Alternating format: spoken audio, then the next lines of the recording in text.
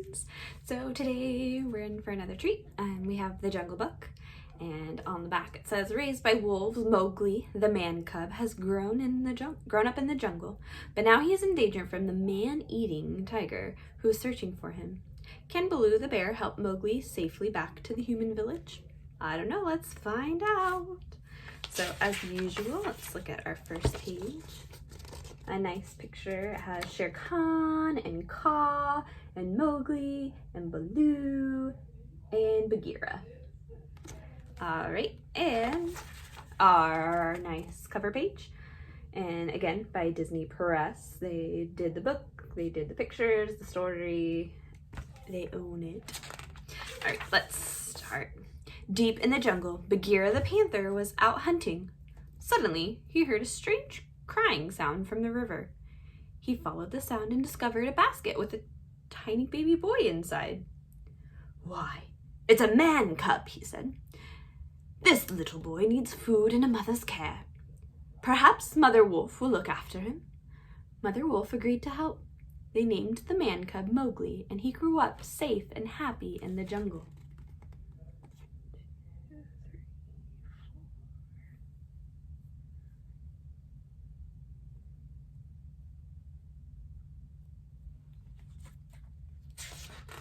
But everything changed when Mowgli was 10 years old. Shere Khan, the man-eating tiger, heard about the man cub and came searching for him. The wolves agreed that Bagheera should take the boy back to the man village where he would be safe. So the next morning, Bagheera and Mowgli set off on a long journey. Mowgli was angry and upset. He didn't want to leave his home in the jungle. When darkness fell, Bagheera and Mowgli climbed up a tree and settled down to sleep on the branch. Nearby, hidden under some leaves, was Kaa the python. As soon as Bagheera was asleep, Kaa slithered toward the man cub. His shining eyes seemed to have a magic power, and Mowgli quickly began to sink in a deep trance.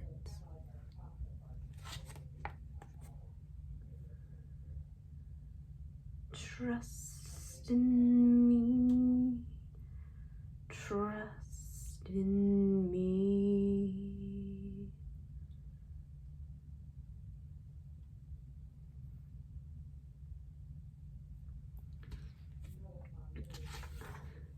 Slowly, Kaa started to wind himself around the boy, ready to swallow him up.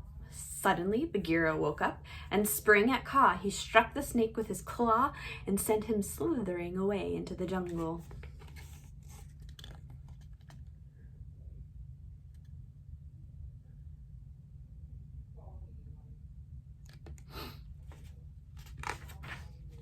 At dawn, Mowgli was woken by a very loud noise. He looked down from the tree and saw Colonel Hoffy and the Dawn Patrol marching along. "Hop, 2, 3, 4, hop, 2, 3, 4, trumpeted the elephant. Mowgli jumped down from the tree, got on all fours, and joined the end of the parade behind the baby elephant. He had a great fun copying everything the little elephant did. Eventually, Bagheera caught up with Mowgli and wanted to continue toward the man village, but Mowgli refused to go. He grabbed hold of the tree trunk and held on very tightly. Bagheera was very cross and ran off, leaving the man cub alone. "Company, halt! Hop, 2, 3, 4, hop, 2, 3, 4, keep it up, 2, 3, 4. Bum ba bum bum bum bum bum bum ba bum bum bum ba bum bum bum ba dum bum bum bum bum bum bum bum bum bum ba bum bum bum bum." It wasn't long before Mowgli met a friendly bear called Baloo.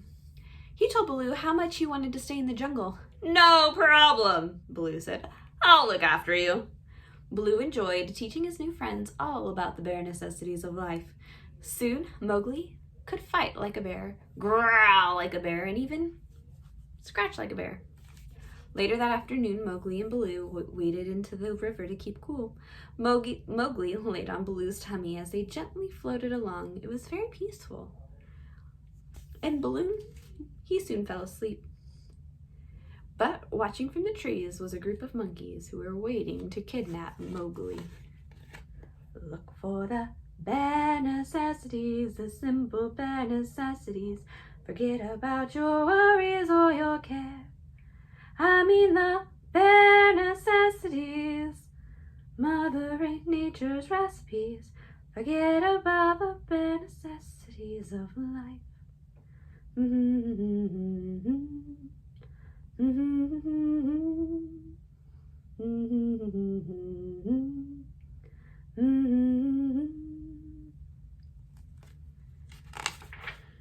The monkeys sprang out from their hiding place and grabbed the man cub. Baloo woke up with a jump, but it was too late. The monkeys already carrying Mowgli off to the ruined temple where they lived. Luckily, Bagheera heard Mowgli's cry and rushed to the river to help. He found Baloo, who explained what had happened. "We need a rescue plan," Bagheera said. At the ruined temple, Louie, king of the apes, was sitting on his throne waiting for the man cub to arrive. "So you're here at last!" Louie cried as Mowgli was dropped beside him. Louie offered to help Mowgli stay in the jungle. In return, he wanted to learn the secret of man's red fire. But before Mowgli could explain that he didn't know the secret, Louie declared that there would be a great feast in honor of their guest.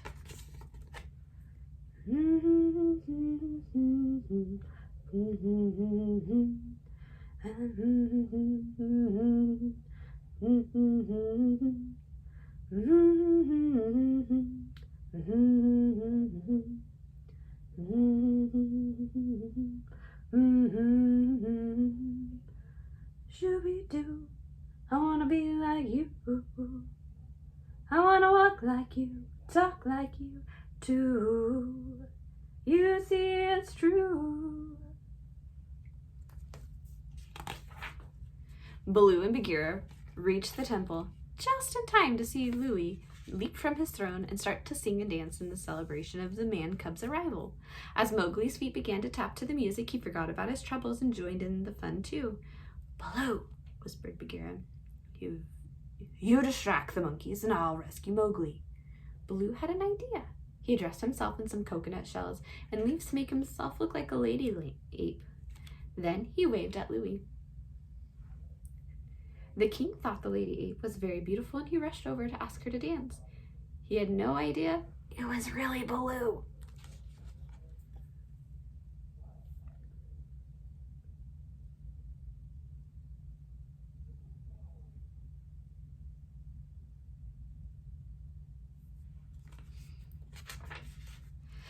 Bagheera tried to grab Mowgli, but each time, right before he could, one of the monkeys would whirl the boy away. By the time Baloo and Bagheera were finally able to get Mowgli away from King Louie and the monkeys, the ancient ruins had crumbled entirely around the kingdom of the monkey court.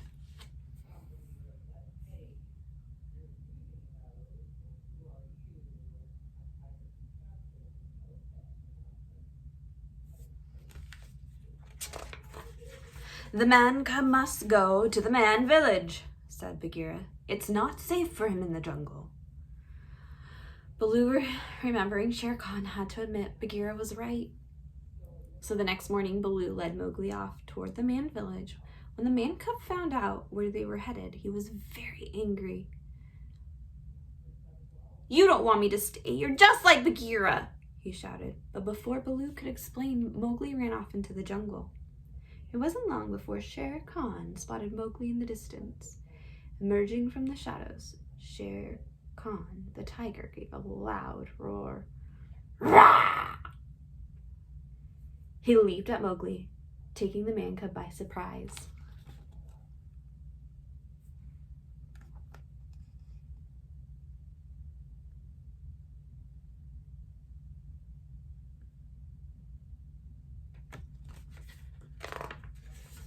Mowgli refused to run from the tiger.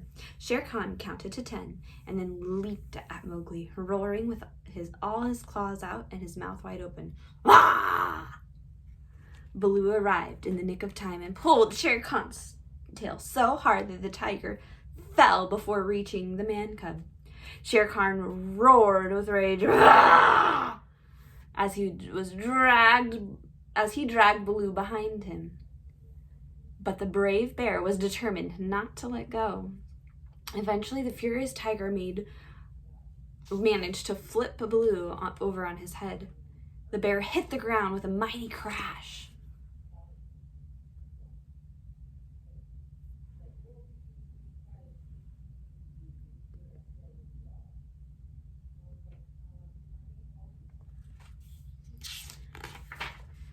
With help from some vultures, Mowgli and Baloo fought against Shere Khan.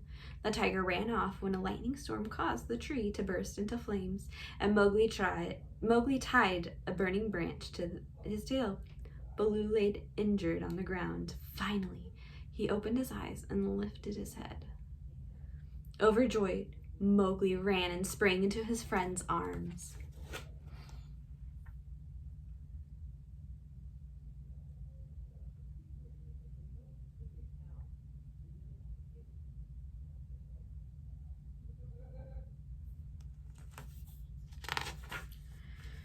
Baloo, Bagheera, and Mowgli set off into the jungle once more, and at long last they reached the man village.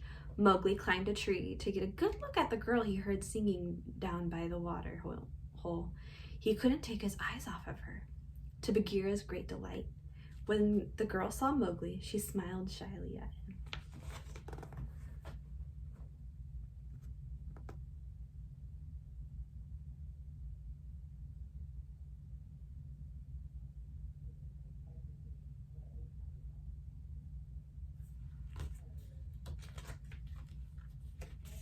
The girl dropped her jug, and it rolled to where Mowgli stood. He picked up the jug and followed the girl into the man village. He turned around to give Baloo and Bagheera a big, goofy grin. "Mowgli is where he belongs now," said Bagheera. "I think you're right," said Baloo, and he and Bagheera danced happily back into the jungle.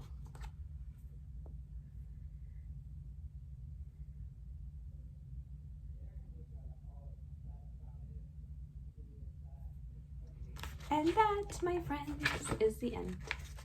There is no back page. You know how the first page normally here, but it's not. It's just Baloo and Mowgli. Anyways, thanks, my friends, for joining me for this book today.